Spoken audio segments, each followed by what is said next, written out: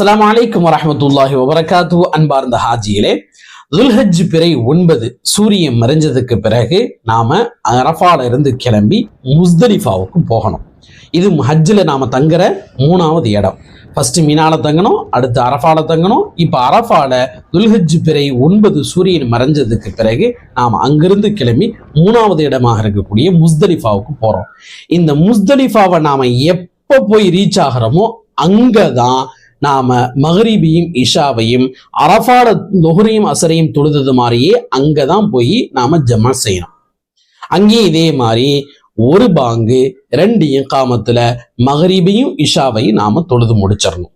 எப்ப போய் முஸ்தலிஃபா ரீச் ஆகிறோமோ அது 8 மணியா இருந்தாலும் சரி, 9 மணியா இருந்தாலும் சரி, 10 மணியா இருந்தாலும் சரி, துல்ஹஜ் பிறை 9 அந்த ராத்திரி எப்ப போய் ரீச் ஆகிறோமோ அப்பதான் முஸ்தலிஃபால தான் நாம மகரிபையும் இஷாவையும் அரஃபால லுஹரையும் அசரையும் ஜம்மு செஞ்ச மாதிரி அங்க போய் நாம ஜம்மு செய்யணும்.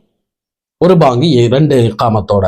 அங்க நாம செய்ய வேண்டிய இன்னொரு முக்கியமான அமல் என்ன அப்படின்னா, ஷைத்தானுக்கு கல்லி எறிகிறதுக்காக வேண்டி 70 கற்கள் பொறுக்கி வச்சுக்கணும்.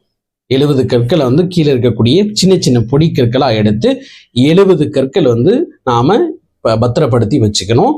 முஸ்தலிஃபால ஃபஜ்ர் தொழுதுட்டு திரும்ப மறுநாள், அதாவது பிறை 10 ஃபஜ்ரையும் முஸ்தலிஃபால தொழுதுட்டு நாம அங்கிருந்து கிளம்பி திரும்ப மினாவுக்கு வரணும்.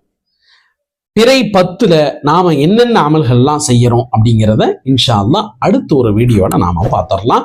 ஆக துல்ஹஜ் பிறை 9 சாயங்காலம் சூரியன் மறைஞ்சதுக்கு பிறகு அரஃபால இருந்து கிளம்பி முஸ்தலிஃபாவுக்கு போய் முஸ்தலிஃபால எப்ப நாம போய் சேர்றோமோ அங்க நாம மகரிபையும் இஷாவையும் ஒரு பாங்கு 2 இகாமத்தோட ஜம்மு செஞ்சு தொழுதுட்டு ஷைத்தானுக்கு கல்லி எறிகிறதுக்காக வேண்டி கற்களை எடுத்து வச்சுக்கிட்டு முஸ்தலிஃபாலேயே பிறை 10 ஃபஜ்ர் தொழுது முடிச்சதுக்கு பிறகு அங்கிருந்து நாம மீண்டும் மினாவுக்கு வரணும்.